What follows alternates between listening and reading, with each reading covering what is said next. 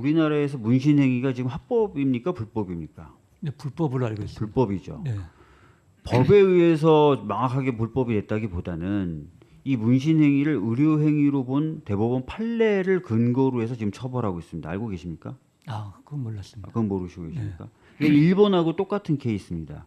일본도 과거에 최고법원에서 문신행위는 의료행위다라고 본 후로 의료행위면 당연히 의료인이 해야 되는 것 아니겠습니까? 네. 그래서 의료인이 아닌 사람이 문신을 하면 처벌해왔었습니다.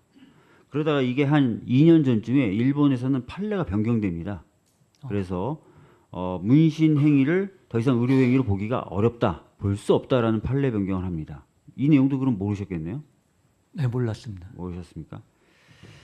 일본 최고법원이 문신 행위가 의료 행위가 아니다라고 봤던 근거는 크게 세 가지입니다. 첫 번째는 이게 고대로부터 계속 내려왔던 행위다. 근데 이것을 당장 의료 행위로 포함시키는 것이 과연 타당하겠느냐라는 고민이 하나 있었고요. 두 번째는 문신이라는 건 아시다시피 서화, 그러니까 그림을 그린다든지 뭔가 표현을 하는 행위와 접목이 되지 않습니까? 그래서 이런 부분은 의료인들이 습득을 하거나 배우는 항목이 아니라는 거예요. 그래서 이거를 의료행위로 포함시켜서 보기가 어렵다라고 얘기를 한 겁니다. 그리고 안전성이라든지 이런 부분은 다른 제도를 만들어서 관리 감독을 하도록 해야 될 부분이다. 이렇게 판단한 겁니다. 나름 저는 합리적이라고 봅니다. 문신행위라는 것은 굉장히 오래된 역사를 갖고 있는 것이죠. 그리고 일본 법원에서 판단한 것처럼 이 그림을 그린다든지 이런 것들을 의료인이 배우지 않습니다. 그래서 의료 행위로 포섭하기에 어려운 영역인 것 사실이고요.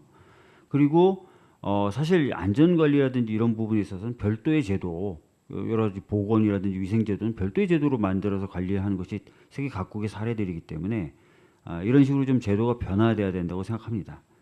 제가 왜 이 말씀을 드리려면, 저도 1분 좀 더 주십시오. 지금 세 개의 사건이 법원에 계류 중입니다. 그러니까 문신 행위를 의료인이 아닌 사람이 했다라는 이유로 의료법 위반 혐의로. 그래서 대법원의 판단이 굉장히 중요합니다. 물론 이건 입법적으로 해결될 수도 있는 부분인데 국회에서도 7개의 법안이 지금 나와서 논의가 진행은 되고 있지만 속도가 좀 안 나는 부분이 있습니다.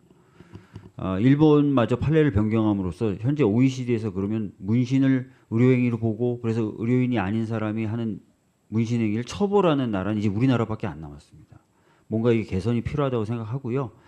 입법적으로도 노력은 하겠지만 법원에서도 방금 제가 말씀드렸던 일본의 선례라든지 이런 것들을 좀 검토해서 적극적인 고민을 좀 부탁드리도록 하겠습니다.